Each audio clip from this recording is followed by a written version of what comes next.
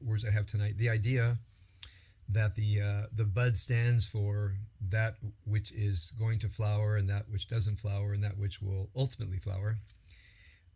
It's a really beautiful theory of human transformation and human development, especially the idea that the flower needs to be coaxed into flowering. And and how does one coax the flower into being, especially when we're talking about inner work?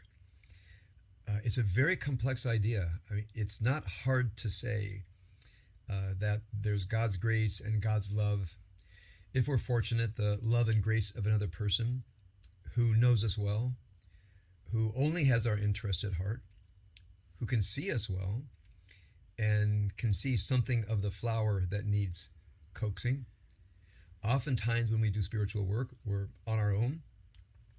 And the question is, what is it that gets animated within that brings that inner self, that self-fulfillment, self-actualization, that brings it into being? Even if one believes in God, and people who believe in God, I think, have an easier way to explain it, that one invites in the grace, the love, the transformative power of the divine. But let's say there is something called the grace, love, transformative power of the divine. It's clearly not at work at all times. And sometimes we feel we have the grace and love of God, but we are mistaken. This is a classic problem in Jewish spiritual psychology, that sometimes, we have the neshama, the soul, the pure soul, neshama tahora. We have the yetzer hara, that wants to destabilize and ruin everything.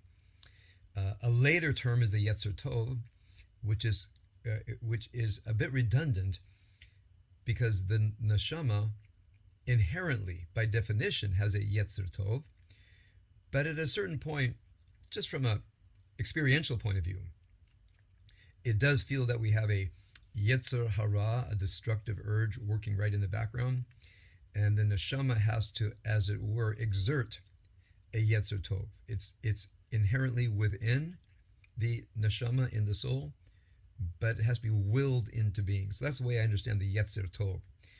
The yetzer tov, you might say, is the exertion of the neshama. And I was just reading a really interesting passage from the Zohar on Thursday, and I thought about bringing it, but the Aramaic and the rhetoric is so complex. I think I spend most of my time trying to unpack the text. I'll just share with you the bottom line of the text, and that is the Zohar passage is discussing, oddly, the phrase from Deuteronomy, when you go out to war. And they say, war against what? You're familiar from Hasidic text, the war against the Yetzer Hara. So it discusses the war against the Yetzer Hara, and they say, so how do you calm down? How do you capture the Yetzer Hara? When it says, and you shall capture your enemy, how do you capture the Yetzer Hara?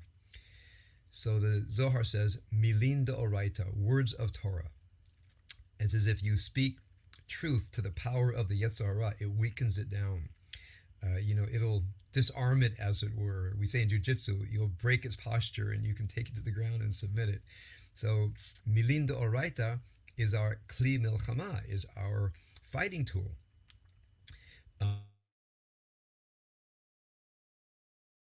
And then it said, someone asked, well, and the answer was, oh yes, so milin deoraita, words of Torah, words of truth, words of teaching. It subdues the Yetzer Hara. But for words of Torah on the Yetzer Tov, is it me'atrin? It beautifies it. It's like a flowering plant. And then very oddly, another rabbi comes up, Rabbi Shimon, in the Zohar Hadash al Kitetz. If anybody wants to look it up, it's on Sefaria. You type in Zohar Hadash, the new Zohar, which actually is a previous writing of the Zohar. They discovered after the Zohar was published in the 1270s, 80s. Written down and made viewable to the public. They discovered another stratum that had already been written, that they call the Zohar Hadash, because it was discovered after. In many ways, in my mind, when I've compared the Zohar Hadash on a Torah verse and the regular Zohar on the Torah verse, I like the Zohar Hadash better because it's later. And they've actually thought things through, made it a little more simple, made the rhetoric a little more direct. So in any case, in this discussion where it says, when you go to war, you capture your enemy. Who's the enemy? The Yetzer Hara. How do you capture your enemy? Words of Torah. Does the Yetzer Tov get any words of Torah? Yes. Yetzer Hara, it helps subdue it. Yetzer Tov, it helps beautify it. It gives it a crown. It puts it on, it dresses it in beautiful clothes. Then Rabbi Shimon comes in and says, Oy lezeh ve'oy lezeh. He says, Oy on both of them. And the text is surprised. Oy on the Yetzer Hara we get. Oy le Yetzer Hara, it's going to get subdued. He says, Oy le Yetzer Tov. Because sometimes what happens is the Yetzer Tov is in the hands of the Yetzer Hara, which means you haven't subdued it, you think you do. And when you dress up the Yetzer Tov, and it's in the hands of the Yetzer Hara, it looks like it's operating with the motivation of the Yetzer Tov, but it's not. It actually has an ulterior motivation. So there's something in us that wants to bloom. To use the language of the Zohar that I shared with you, la'ater, to become beautified. And then as that self becomes, as it were, takes agency and is set into the world, it can be that the Yetzer Hara working in the background is the one that's beautifying the Yetzer Tov and making it think how righteous it is and how good it is, when all along it's in cahoots with the Yetzer Hara. So my Zohar teacher and my Zohar teacher brings in prodigious mastery of the Zohar, and I bring in the spiritual psychological perspective, and we have a very good balance there. And the person said, what an interesting way to read it. And I said, it's Hasidic. I'm bringing a much later strata of text, Hasidic text, how the Yetzer Hara functions to confuse our will, confuse our motivation, confuse our thinking. And then, of course, the question is, how do you know when your thinking, when your feeling has gone bad? We feel things very strongly, what to do, what to be, how to be righteous, how to be moral. And, since, as you'll see soon, morality in many ways is an intuitive process. Rationality can take us only so far, but ultimately, intuitive meaning it functions on knowledge that cannot be gained rationally. That's what I mean by intuitivism. Rationality can take you only so far with love, justice, truth, and beauty. At a certain point, we're relying on a part of us that knows love, just, truth, and beauty, but not as a rational conclusion. Again, rationality is helpful, but not conclusive. So the other word in moral theory, if it's not a conclusion arrived at rationally, then what is it? It's called moral intuitionism, I think is the full term. So then you're working with an intuition, which is exactly right. In issues of love, you don't do a rational spreadsheet and say, I guess I should love this person, and poof, love arises. At some point, it's all intuitive. So it's a very, very complex idea. But when you don't have rational criteria, is this moral? Is this moral?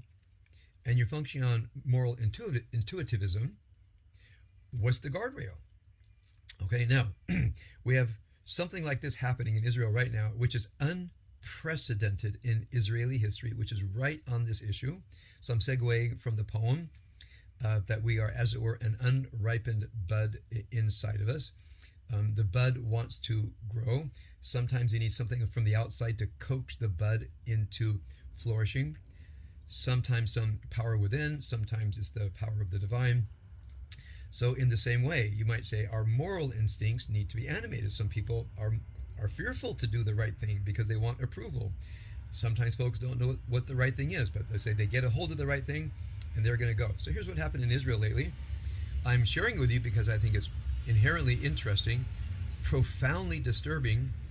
It's unique for all that Israel's been through. This is utterly unique, and people really don't know how to think about this. So here's what happened. Apparently, soon in the war, when Hamas prisoners were taken back to the Israeli military prisons, An NGO, I think, was called Physicians for Human Rights. Now, I don't want to say any NGO that says for human rights, I'm automatically suspicious of, but I am, because for human rights hardly ever, never discusses the rights of Jews, the rights of Israelis. It's always about the rights of Palestinians, and I think that's a good thing. Somebody has to advocate for them, and somebody has to keep their eye on them. But in any case, they issued a general concern that detainees are being abused, which again could be true. I mean, they are Hamas terrorists in the hands of soldiers that are pretty upset. So do prisoners sometimes beat up and push around a Nukhba terrorist? Very, very likely. Not ideal, but likely. But no one knew what it meant. So that, of course, gets them, the consciousness of this is what people think happened. The consciousness of the physicians inside the prison are now on the alert for any kind of abuse. I want you to remember that in the protest over the judicial reform, which was expressed in the most lurid terms of a fascist takeover, it's an embarrassment how much this really lurid propaganda and rhetoric and metaphors took root in the Israeli public. So there were physicians who said, we're not going to work because of the judicial reform. I couldn't put it together, but I understand what happens with people. We can talk about all that another time. I think I might write something to get the word out to you. So what happens, there are soldiers, I don't know if you remember the summer of 2023, there were soldiers that wouldn't report for reservist duty because Israel there's been a fascist takeover. I was here the summer of 2023. There was no fascist takeover. Soldiers were not enlisting. They weren't reporting for draft. Physicians stopped going to work because there's a fascist takeover. So the mood of the country in the summer of 2023 is we shouldn't report to work for a fascist state. October changes everything, of course, because of the Hamas invasion and massacre. But the feelings remain. I mean, it's only been from the summer until they say, okay, now that we're handling the war, let's get back to the fascist takeover. So there are people, and I'm not saying it's a bad thing. It's a good thing that there are NGOs, human rights groups that are on the alert for governmental misuse of governmental power. So they claim that abuse, and then abuse becomes sexual abuse, although there was no evidence of sexual abuse. And then some. This is going to horrify you. It's going to horrify you. Somebody took two video clips and doctored it to make it look like one. We didn't know it was doctored. I mean, I didn't actually watch it because I don't watch the channel that published it. But said there's a video that shows soldiers sexually abusing an inmate. I said, I don't want to see that. Well, I finally seen it because it's in the news. It doesn't show that at all, and it's clearly spliced together from two different incidents. So what happened? The head of military justice, the person in charge of Israeli military law, is called Praklitut, which means the prosecutor or the military justice. Tzva'i, military. Rashi, the main military judge, right? Or the person in charge of Israeli military. It's called the Patsar, feminine Patsarit, leaked it to the press. And the Israeli press got a hold of it, one station. They didn't examine it. They just put it out there. It went around the world. And these soldiers were arrested, arraigned in January of 2024, and they've been in jail since. Haven't had a trial. The entire world looked at this video and said, this is evidence of Israeli abusing prisoners. So Israel suffered terribly when this video came out. Now, because we have a new chief of staff of the military, we have a new head of the Israeli FBI, everything has finally changed under Netanyahu. They went after this case. And in 1 month of the new head of the Israeli Shin Bet FBI, with a new month of an Israeli new chief of staff, they put her to a polygraph test, this Patsari, and she admits, I leaked it. I leaked it on purpose. She, the head of military justice, leaked the text to the press. It's horrible. And now, more and more are saying it was the soldiers abused the Hamas terrorists. Then they said purportedly, and now if you go to Tablet magazine, which I recommend, There's an entire podcast on this. The, the text itself was doctored. They say in Hebrew, mevushal, cooked up. Now, just take a deep breath. The head of military justice decides not to follow the procedures of justice, but to leak the text to the press so the press can spread it around the world and to the Israeli public. Everybody believes it true, including the Israeli judiciary. It does terrible damage to these young soldiers. It does terrible damage to Israel around the world. Somebody finally comes, and they've been investigating this thing for a year, no progress. Within 1 month, it comes out that she leaked it. And within a week after that, it's been doctored. She's been, you have to, it can't get any weirder. They arrest her, let her out. She takes her phone, throws it in the ocean. They recover the phone. Oy, if you saw this in a TV show, you would say, okay, you've gone too far. This is crazy. You have to just look up the scandal with the military judge in Israel. Now, I'm looking at her military record. She's a general. She's not bad. What she said is, I did this to fight right-wing propaganda. That's why she did it. It doesn't say which right-wing propaganda, but from her mind, right-wing propaganda is so bad that she breaks her oath as a military judge, leaks evidence to the press, evidence that she very likely knew was fabricated. We can ask ourselves, this is a serious why, it's not just a complaint, a serious why. Why would a military judge violate every aspect of their professional, moral responsibilities as a soldier, as a citizen, and leak evidence to the text, to the press, evidence that she very likely knew was cooked up? The answer is, I was answering to a higher power, greater than my military oath, greater than the restraints of law, because I was fighting right-wing propaganda. So to do the good, sometimes you have to do something bad because you are in the parameters of a system that are not producing enough good. So notice, the good is put ahead of the right. I'll get to this in detail for a moment, but I want to share with you the moral thinking. Do you focus on what is right, meaning our moral duties, or what is good, the end toward which we are striving? When you put the good, that which we are trying to create, against the right, what our moral duties are, then, for some people, anything is permissible as long as they believe they're doing the good. Now, this for me is one of the most disturbing but classic cases. Myself as a trained ethicist, I really want to write in a blog on this idea. There's a lot of people writing about it, but no one's taken the purely moral dimension. Is, from her perspective, I was doing the good, therefore what is right was up to me. So what was right was not operating according to my oath of office as a military officer, as a head of military justice, as a citizen of Israel. The press, did the press have an obligation to examine this video clip? Because it was within a day, there's evidence that it was cooked up and everybody can see it. Did he have an obligation? He won't apologize and say, yes, I did. So right now, the Israeli public is sitting and asking, does anybody ever remember a time, it's a young country, when a military officer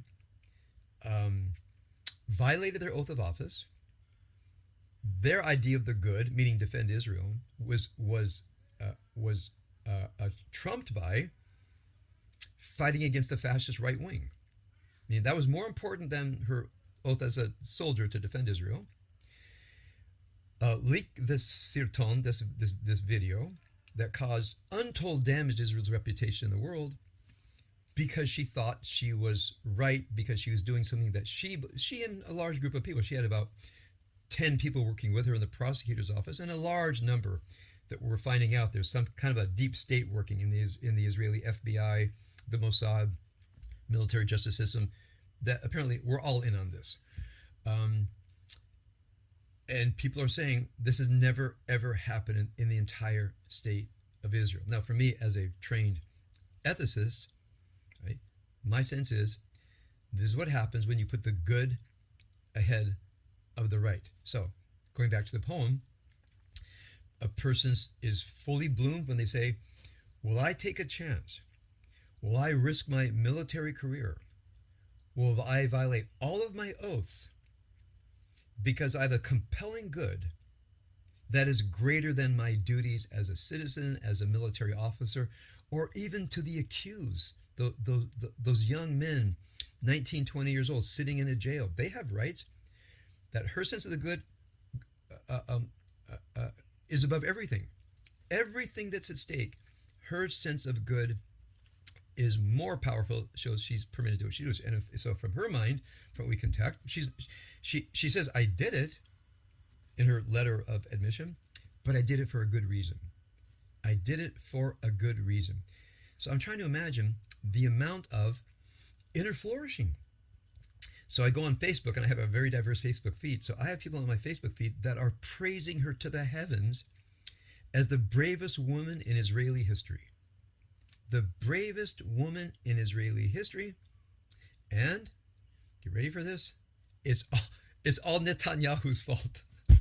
It's all Netanyahu's fault. This is what I'm reading. I'm not making this up. So there's about 25% of so Israelis, the same people who protested for judicial reform. It's pretty much everything bad is Netanyahu, and everything good is destroying Netanyahu. If you have destroyed 10 soldiers' lives, you destroy those lives because there's a higher good to get this government out of office. So that's a pretty long preface. I want to share with you, not just because it's Israel, because I think if this happened in any country, we'd be fascinated. Living here while it's happening, seeing her resignation letter, she suddenly disappears. The whole country is, where's the Patsari? Where did she go? The whole country's looking for her. They find her car over cliffs in Tel Aviv with a suicide note. She's gone, right? And they're all looking for her, like the Navy SEALs are looking in the ocean, and she finally shows up. She didn't even commit suicide. They catch her walking down the beach.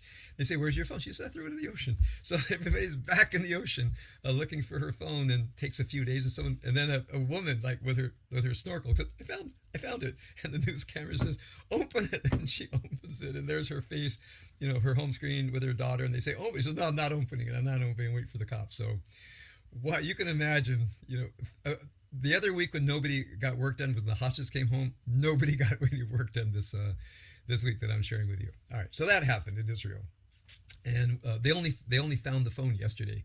Mirav came home from visiting her parents. She said, "Did they find the phone? Did they find the phone?" I thought my phone. I said, "No, my phone's right here." She says, "No, the phone." The phone. Yeah, they found it this morning. It's on the news now. And there's a video of the woman, in her snorkel gear with the phone, and do we know it's on the phone? No one's talking yet. And she gave them a code. She said, I confess, you don't have to put me in a cell. She gave them the code to the phone. And whether the phone's already been sanitized, we don't know.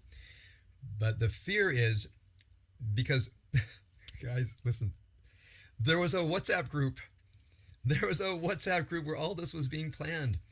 10 Israeli military officers were in the WhatsApp group discussing this. No one erased it. It's all on their phones, too. So they got everybody's phones. We don't know how high up this goes. So everybody's with bated breath here. So that just happened this week. And now we have a Torah portion. Okay, so I'm going to give you the 3 incidences. So I take a rather Gnostic a view of of the author of the Bible, who's choosing his dramatis personae, the people on stage. One of them is what I call the God character.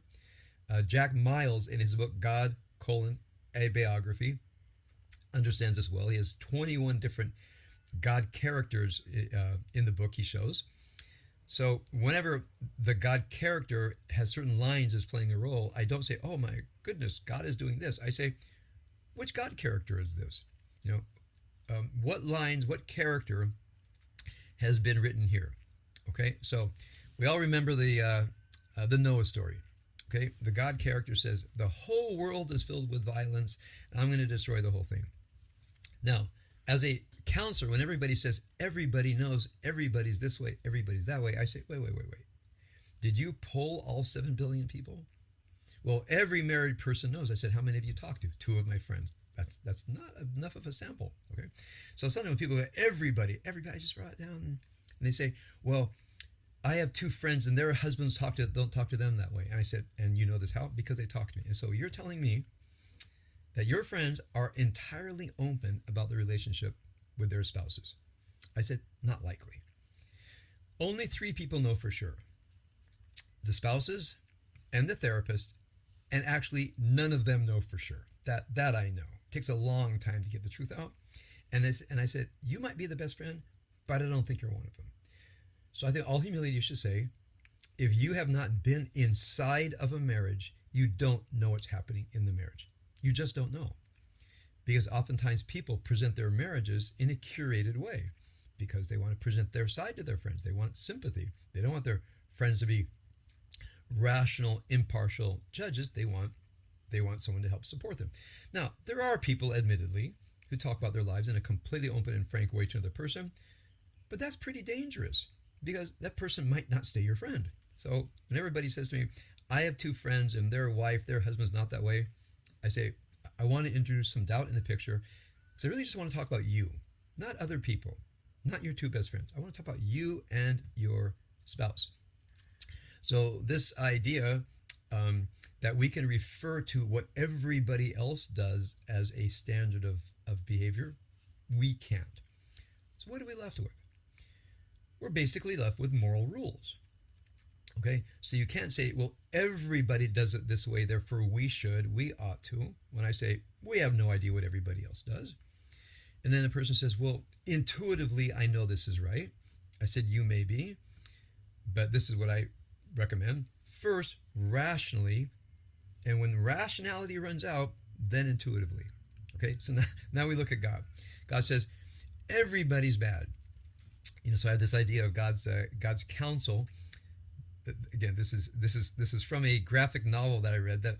It's in our storage, so I finally am going to order one here so I can show it to you. And in this graphic novel, God's at the God character's at the head of this oval table and says he's going to do. There's this one angel that says, I don't think you should do that. I think you're going too far. No, I need to do this. It's really important. So I'm going to destroy everybody. Everybody's bad. I can imagine an angel saying, everybody? Are you sure everybody's bad? He goes, well, let me go check it out. So what happens in our Torah, this is in our Torah portion. God goes down and says, okay, I'm going to check it out with Abraham because I really trust him. I've taught him derech Hashem, lasot tzedakah u'mitzvah, to do justice and righteousness. This in Genesis 18:19, if I'm not mistaken. Let me run it by Abraham because I trained him. So Abraham says, what if there's 50 righteous people? And God says, oh, God, I got to deal with Abraham. Okay, if you can find 50 righteous people, I won't destroy it. Abraham looks around. I don't know how he has the time for this in an entire city, but comes back and says, okay, how about for 40? I couldn't find the full 50. You would think he has the 40 already lined up. And God says, okay, for 40, I won't destroy it. And he gets all the way down to 10. Abraham, if I can find 10 righteous people, will you still destroy the city? He goes, for the sake of 10 righteous, I won't. The discussion stops there, which tells me that maybe Abraham found 9. Okay, but still, I want to think about it. Let's say at that given moment, there's only 9 righteous people. Okay, now we take a really deep breath and imagine you go into a hate-filled political demonstration and everybody's hating. Death to. I see it. I find it disturbing. Death to Israel, death to the IDF, death to America. There's 1,000 of them. Okay, my politics are pretty serious to me. Would I ever say to myself, machine gun every one of them? No. I've heard some people say they all should be killed. I said, actually not. Because they might be in the throes of political indignation and 2 weeks from now they might calm down. When people get around a mob, they become different people. They no longer have their own identity. So I don't like mobs. I don't go to protests. They scare me because people become other people in a mob. They take on the attitudes of the mob, the behaviors of the mob. You get them separately, like on the way home from the demonstration, you corner them and sort of ask a few questions, which, by the way, me, Rob, and I did. A few weeks, hey, can we ask you a couple of questions? And they're no longer, spitting with anger. They're like, we talk and they go, yeah, you're right. I don't know. I went to the demonstration. You're right. I haven't really examined everything, but I'm so angry. We say, great. So you haven't examined everything, but your intuition is that Netanyahu's bad and judicial reform is fascist. Yes, I said, but you really can't. I said, it's okay. Not everything we know is rationally gained. I actually sometimes they have introduced moral intuitionism to our discussion partners. He says, yeah, that's exactly it. I morally intuit that it's bad, but I can't rationally explain it. Okay, so there's a name for that, and really appreciate your time, and you've been very kind to us, and we separate. Can you imagine going into the mob and having that conversation? Can you imagine going mob? Excuse me, everybody slow down. Let's have a... Okay. No, I wouldn't do that because mobs are different. Okay, so when I see the mob, and I see death to Israel, death to the IDF, or Netanyahu is a fascist, Israel's a fascist state. Here we are, mob in the middle of the street with signs and demonstrations. Israel's a fascist state. I think to myself, incoherence. Incoherence alert. You're in the middle of the street with your signs and the news cameras, and at the same time you are saying there's been a fascist takeover. All right, that's I reserve that knowledge. Now, Sodom and Gomorrah. What they're all doing something that God really doesn't like. Okay, and you can imagine Abraham saying they're in the throes. They're in the throes of a moral breakdown. Give them a couple of days. Maybe we can pull them aside one by one. Forget 50 righteous people. Let's break them off into groups of 10. And let's do some kind of group therapy, 10 Sodomites. That doesn't sound good. 10 Gomorrahites at a time. Okay, just slow it down. But as Zalman Schachter Shalomi said, God is young. God is young.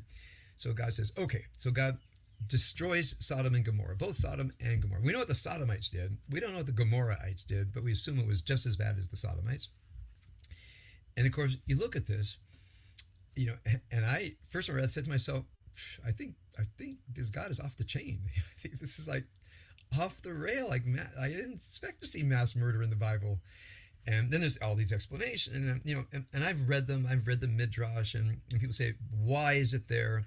I will give the reasoning of the authors and the reasoning of the Midrash and so forth. My personal conclusion, like Abraham, this is awful. Don't do this. Like the counselor in the book called Lichiyot im Tanakh, living with the Tanakh. Like, I got to live with this thing. Let me figure it out.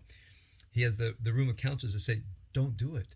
You're going to regret it. It's going to go too far. Everybody's going to hear about you, and they're not going to like you. Like when this gets into the Bible, and like kids are in Hebrew school, like later on, and you want them to stay Jewish, they're going to read this, and they're going to go to an ashram. You got to be careful, guys. I don't care. I got to kill these people. Anyways, I know I'm chuckling because I read this graphic novel on God's counselors. It really is a chuckle. I'm going to finally get one. I'm going to read it out loud to you. So that's the first of the tragic God character in the Bible. That's the theme. The second tragic God character in the Bible is the expelling of Hagar.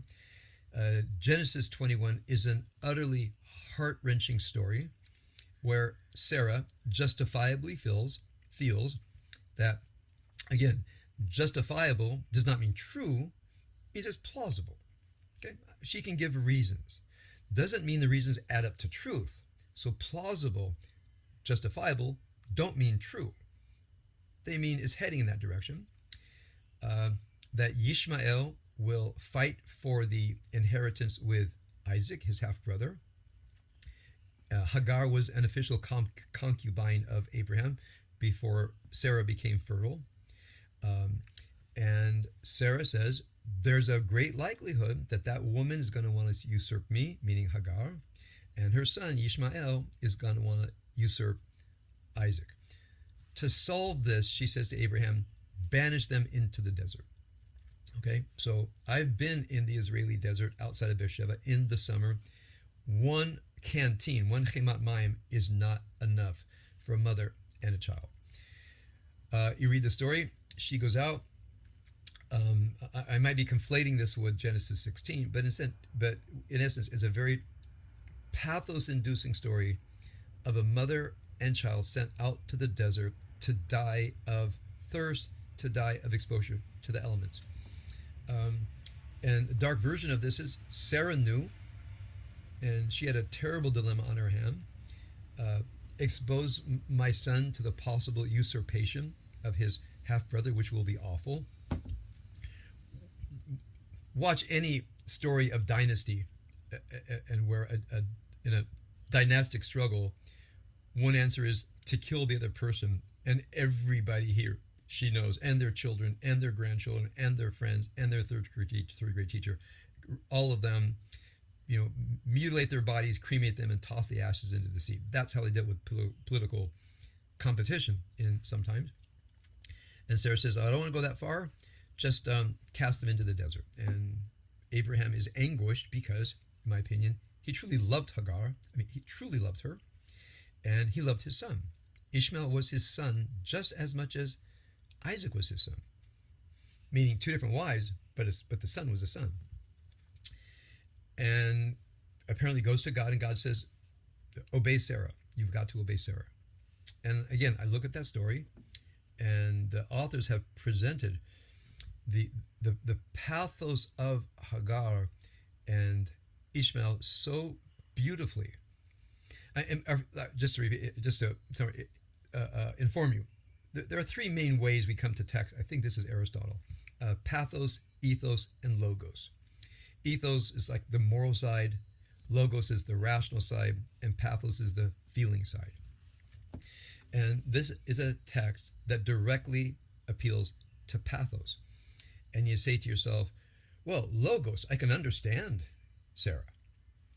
Ethos, maybe it was right. Pathos, I'm not sure. When you show me this woman in the desert, dying of thirst, crazed to the point that she tosses her son under a bush and says, I don't want to watch my boy die. And it takes the intervention of an angel to come in and say, there's a spring of water right over there. And, it's one of these little kind of mythic stories in the Bible that I think is so utterly true. We get so despondent. We have such despair. The angel comes, and we think, why? She's shamed. She's been humiliated. Everything she believed in is not true. She says to herself, I thought this man loved me. I thought I made it clear to this woman I'm not after being the main wife. And saying, yeah, I know you don't like my son, but to kill him? So I can imagine Hagar building a world. Yeah, it's complicated, but it's workable. And suddenly realizing everything she staked her life on, everything she built was a lie. Because one day she gets up and says, here's a canteen, there's the desert, get hoof and go back to Egypt from Beersheba. She was an Egyptian. And she makes it as far as somewhere in the desert, and she just sits down and cries her heart out, and tosses the boy under a bush. And her world is destroyed. Her world is utterly destroyed. And then the angel comes in. So the angel, for me, going back to the poem we read tonight, is the angel, as it were, that goes inside and says, there's a flower in you that needs to bud. This is not the end.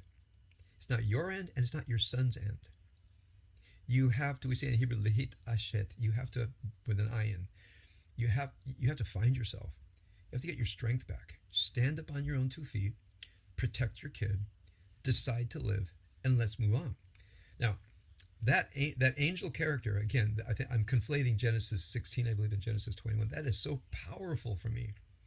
Because on one hand, Sarah, with God behind her, is acting on the right is a function of the good. The good is Isaac grows up, unthreatened by the threat of usurpation by Ishmael and his mother Hagar. That's the good.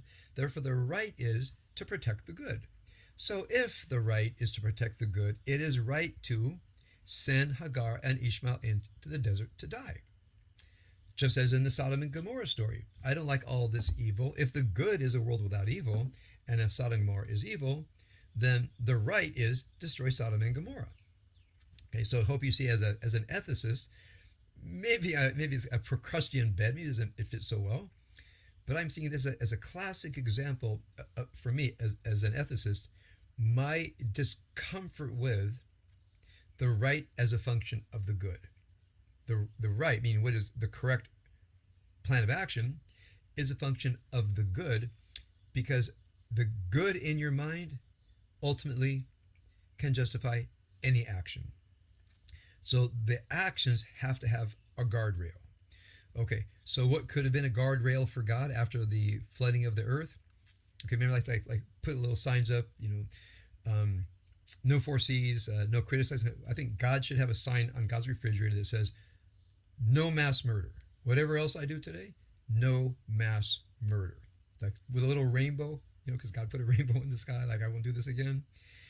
And so either God did put it on God's refrigerator, but didn't want to look at it, and did some more mass murder in our portion. And then you don't put people to death without something like a fair trial and hearing their side and listening to all the evidence. Now we come to you might call the nadir, perhaps the nadir of the book of Genesis, and maybe one of the nadirs of the Bible, and that is the binding of Isaac. And it begins with a God. It says tested Abraham, and the interpreters say tested his faith. The Hebrew word linasot, which can also mean test, in other places in the Torah means provoke. Provoke. Because there's a point where God says, yea, you tested me, you provoked me at the waters of May and Meribah. You provoked me. Not tested me like, am I going to act in a certain way? Tested me is, you're pushing me over the edge. You want to see where I go and you push me over the edge. You don't actually want to see that. So when it says that nisuni, they tested me, another translation is they provoked me. Now this is absolutely good Hebrew. Now try to imagine the story of the Akedah begins with, and God wanted to provoke Abraham. Why would God want to provoke Abraham? It's a fair question, right? So here, a theme that I've been using for the past couple of years. Lydia, thank you for reminding me last 2 times ago, which was the God of Job is operating in the God of Genesis. The God of Job is operating in the God of Genesis. And I'll show you one reason I think that might be the case. So for whatever reason, the God character says, I'm going to provoke Abraham. I'm going to provoke Abraham. It's like when Satan is going around the earth in the beginning of the book of Job, and God says, hey, what's up? Have you seen my man Job? Why would he point out Job to Satan? That's a complaint, not a question. If I were God and this Satan, I say, I don't think I like say, go look at that guy, because I like that guy. Now I have a theory, a very dark theory. If this actually is a play, and God does this, what's the word I'm looking for? It's incredibly thoughtless thing by pointing out a man to Satan for Satan's attention in the book of Job, chapters 1 and 2. Anyway, that leads to the story of Job.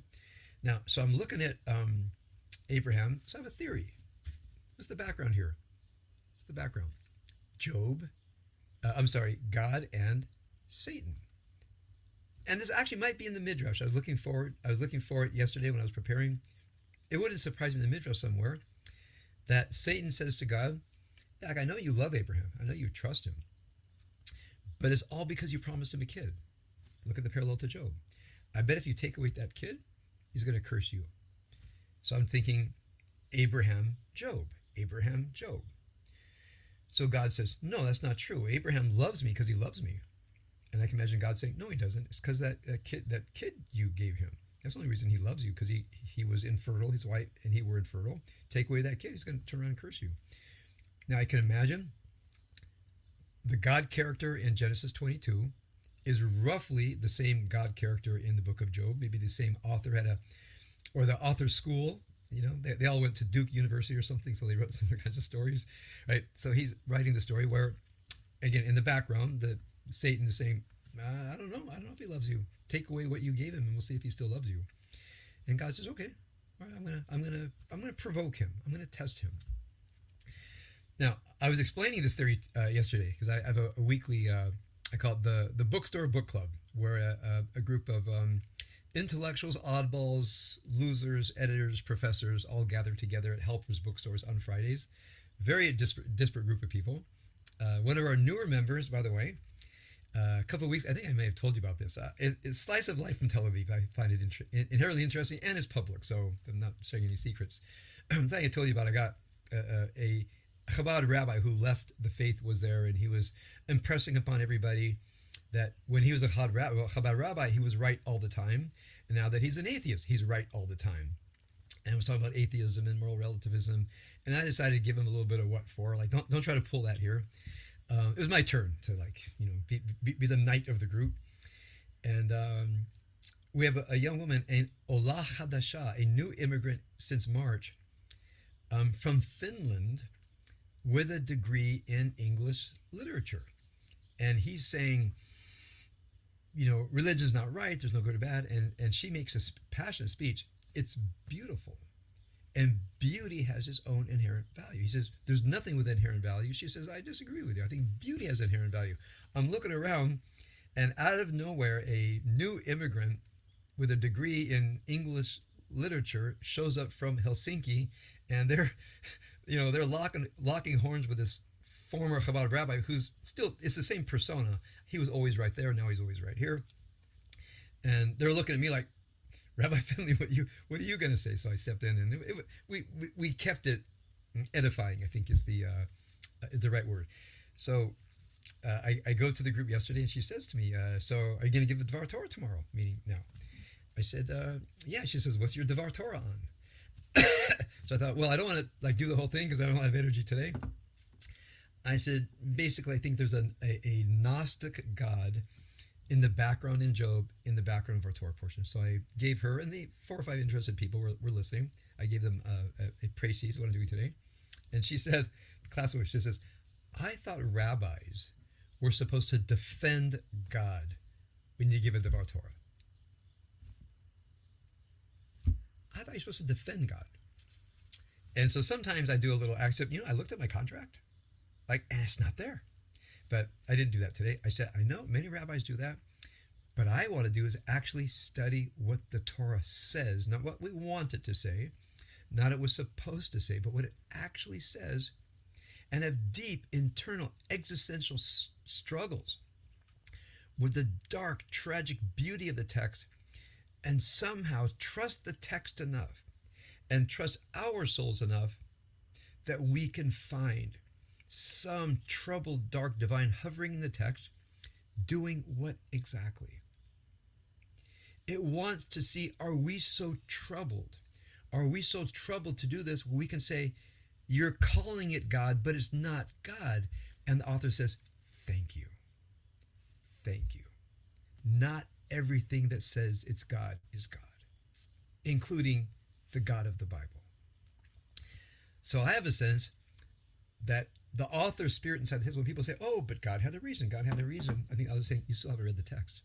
We wrote a literary beauty, and you're so defensive about the God character, you can't even say to yourself, the God character is not moral. There's a moral law higher than the God character. And the dark tragedy of this text exposes it. Not in the massacre, not in the destroying of the world in Torah portion Noah, not in the annihilation of Sodom and Gomorrah, not in the expelling of Hagar and Ishmael, and not in the Akedah. Quit defending the God character. Turn on your own moral intuition, your moral insights, and make a claim that the God character her is wrong. And she said, I didn't think you were allowed to say that as a rabbi. I said, yeah, I'm allowed to say it. And actually, I believe that, look, most rabbis don't say it clearly. And again, I want to say with all due respect, Jonathan Sacks will always find a way to make the God and the characters look good. Many people love reading Jonathan Sacks. I'm glad he's there because I don't have to be Jonathan Sacks. So I get to be the other guy. I get to be the guy that actually sees the darkness in the text, and I'm not afraid of seeing the darkness and sharing the darkness.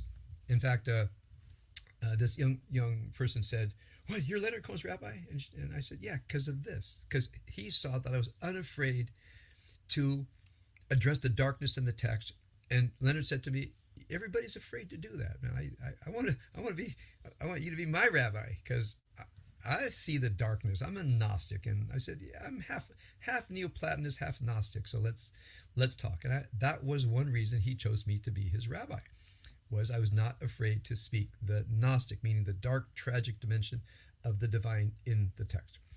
All right, to sum up, I do have a summary statement. I do have a therefore, okay? And it is this. For me, and this probably happened, well, I met Leonard in 2006. It was actually Jack Miles. Jack Miles changed my mind. When I read Jack Miles' God, a Biography, and I remember giving my talk on Jack Miles' God, a Biography in 1998. 1998. We were at Faith Tabernacle Church, and before that we were at Redeemer Baptist Church on right next to Trader Joe's. And I remember I had read Jack Miles, and I remember almost shaking when I read his chapter on Job, that I'd finally read something brand new, something inconceivable, and something that was so true I almost couldn't stand it. And so this was how many years ago was that? 25 years ago, something like that. 28 years ago.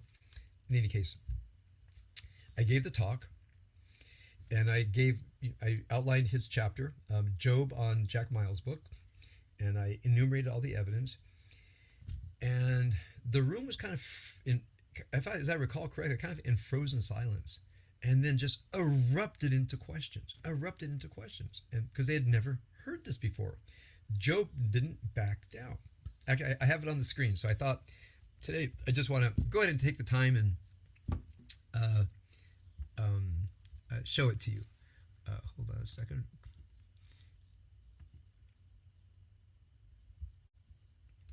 Okay. We can put some commercial music on right now. Okay. And I'm going to hit share. And here. And here. So I want to show it to you. Okay. Yet again. So read the whole book of Job, get to chapter 42, and the final confrontation. Confrontation. Vaya'an Eyob. And so God is giving these big speeches. I created the clouds, and I created the wind, and I created the snow, and I did all this, and therefore now doubt me. Vaya'an Eyob et Adonai vayomar. And God says, Job says, okay, now I want to talk. I will apply. So he says, Yadata kichol tucha. You know you can do anything. You're omnipotent, as the saying goes. Lo biyatzer mincha mizima. Right? Nothing is impossible for you. Granted, all that stuff you just told me about, we're not doubting that. Then he paraphrases God back to himself, because when God is attacking Job back in chapter 37, God says, who is this person who's speaking dark knowledge? So now here, Job is, in a way, ironically quoting God. Mize ma'alim etza bli dat. Who's this person giving off advice bli dat? Right? I. Lachen higadati. There. So I spoke. Lachen higadati. Velo avin niflaot. But I didn't even understand niflaot mimeni velo ita. I didn't understand the profundity of what I was saying, because Job kept saying, God is just, but I didn't sin. God is just, but I didn't sin. He says, yeah, I spoke. I was that guy. And I spoke, but I didn't know the wonder. And what was the wonder? You'll see. And then Job again quotes God. Shmana va'anuchi adaber. This is what God says to Job. Like, I created the rain. I created the mountains. He says to Job, Shmana anochi adaber. This is what God says to Job. Now Job quotes God back to himself and says, Shmana va'anochi adaber. I'll talk. And then he quotes God, and God says, Esh alcha v'hodeni. And God says, I'm going to inquire of you, because the whole time Job's been inquiring of God. And so Job quotes God back to himself, right? Let me speak, and I'm going to inquire of you, and you talk to me. So Job finally has God on trial. God showed up, right? Job is looking right at him. And then God says the following, the devastating words. Leshema ozen shmaticha. I heard about you. Vata eni ra'ata. Enai ra'ata. And now I see you. Just think about that. Someone looks at you and says, I heard about you. Now I see you. Now what Jack Miles does in the next verses, he breaks it up. Instead of alken emas v'nichamti, the word lihima es emas does not mean recant. It means to be disgusted. It's exactly what the word means in Hebrew. So you break up the word here, alken emas, right here, and therefore not recant, but am disgusted. Nichamti can mean regret, but in the peel form of the nifal, it means to have pity. It means both. So here's how Jack Miles translated. And therefore I am disgusted, al ken emas, v'nichamti al afar ve'efer, and I pity afar ve'efer. What is afar ve'efer? Humanity. I heard about you, and now I see you, and therefore I'm disgusted, and I pity humanity. Straight from Jack Miles. I looked up the Hebrew. It was exactly as Jack Miles taught it. Now I'm going to show something that will astonish you a little bit, just to close this deal a little bit further. And now I'll stop. I know I've gone a long time today, but I've been really wanting to give this talk. Now I'm going to go back on to share the screen. Here, share screen. Here we go. This is Abraham trying to talk God out of destroying Sodom and Gomorrah. And he says,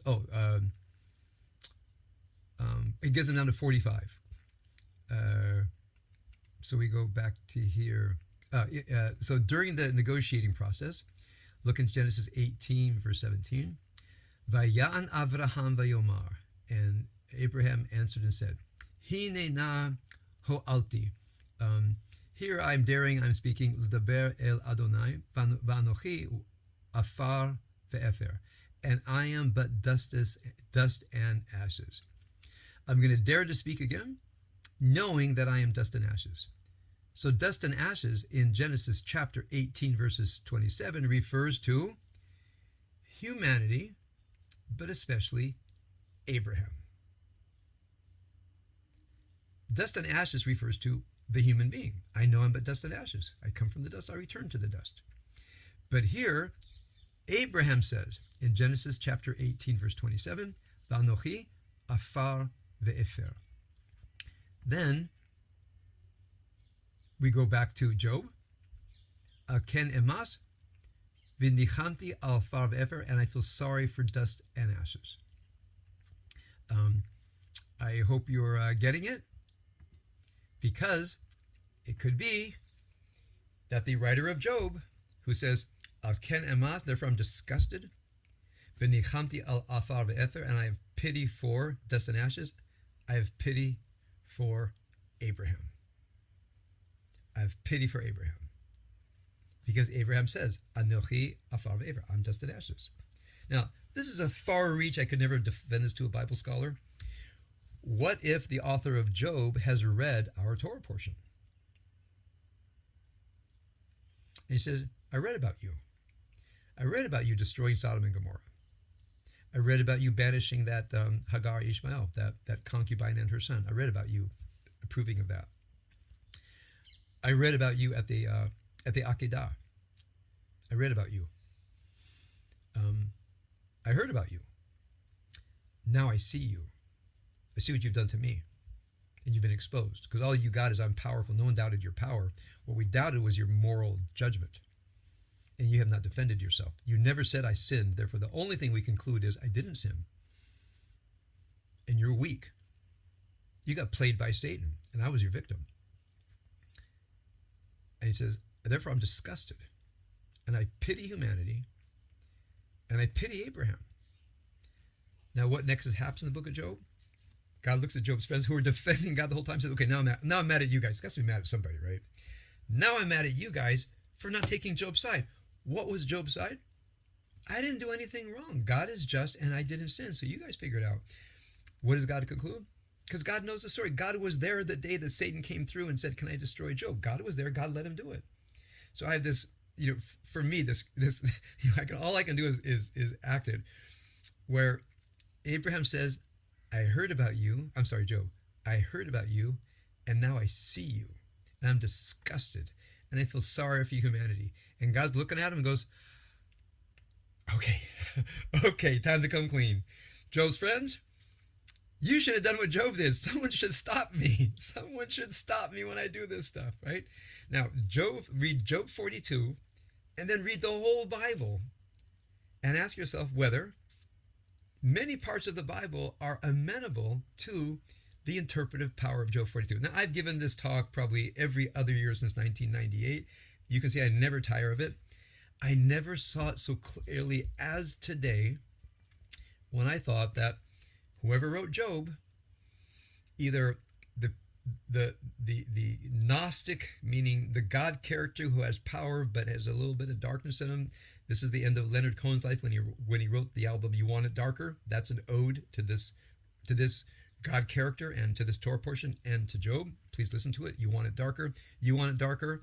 I'll put out the flame. This is Leonard saying to God. And what is Leonard saying after the song? Something like this. Because I talked to Leonard right before he died. I think I told you, I went to his house in August. He died in November. He told me, I'm getting ready to shed my mortal coil. And he said, you want to hear my new album? He had it on his Mac. I said, sure. And so listen to the album. And then when I heard the line, again, I'm quoting it badly, I'm coming after you.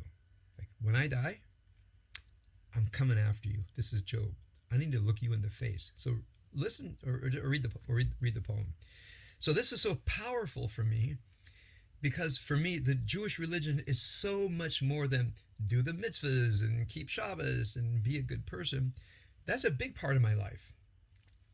But a deeper part of my life is the existential struggle with darkness. Here in Israel this past year, man, sitting in this apartment when we're being Iranian by Iranian bombs,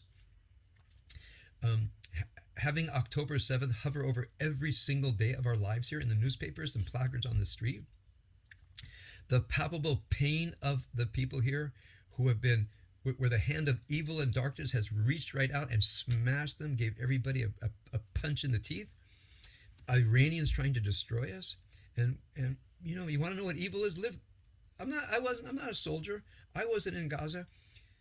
But being in the sights of the Iranians who unleashed hundreds, if not 1,000 missiles the time that I've been here, some landed not too far from here, right? And people say, don't I have faith? I said, faith in what? That I'm exempted, but the people on the Otev Aza weren't, the Holocaust people. I don't have an exemption. This evil in the world can strike out and get to me. And this is the worst part of it. That evil lurks in me too. And the evil lurks in you. So, sof davar, everything. Don't prioritize the good over the right. Because when you put the good over the right, you'll do anything to do the good. For some people, the good is my pleasure, my interest. It's my turn, right? So I won't do the right thing, which is democracy. Everybody has a say. Stay within the bounds of our democratic institutions. This is what DEI and all those other groups didn't do. They actually didn't value the institutions of the liberal democracy enough. And they decided they were going to take over, and they had a goal of how our society should look, and therefore pervert every dimension of what a university should be, and they made it into an arm of a political program. It was a perversion of American values. They got away with it. Why? Because people were putting the good over the right. The good over the right. Like, I have a good, therefore I will define the right by the good, as opposed to say the following, which is, there are a set of moral laws, tried and tested, that I believe in. And if I want to do something that contradicts my moral duty, it doesn't matter how good my good is, I probably should rely on the moral law. Like this Patsarit, like this military judge. You know, you could say you're fighting right-wing propaganda. You do not leak videos of military soldiers under suspicion, that you put under suspicion, because you want to fight right-wing propaganda. You have a duty to give those, I'll say, boys a fair trial, and not be tried in the local press and in the public press, especially with a doctored video. So I think to myself, every degree of moral responsibility was abrogated. She abdicated every aspect of human righteousness because she invented a good, I'm quoting her, right-wing propaganda. And how could she lose her way? She's a general. She's a general in charge of the military justice system, in charge of the military justice system. And she leaks a doctored video. Okay? So if we understand that at some level people do what they do because of their values, there's a Gnostic God running through her and says, you don't have to follow the moral law because you have a good that's so good, you can do anything you want. So that's what I mean by your Yetzer Tov being taken over by your Yetzer Ra. So all of this to say, I mean, this has been cooking in me for a couple of weeks. Since last week I didn't make it to the Shidur. It's a perfect Torah portion for me to express this. And, and I also want to have a message for you and a message for myself. Value moral duty more than the moral good. And before you choose that there's a good that actually is more important than your moral duties, you better think that out really well, because you might be wrong. Get your strength from following your moral duty. That's my word to all of you.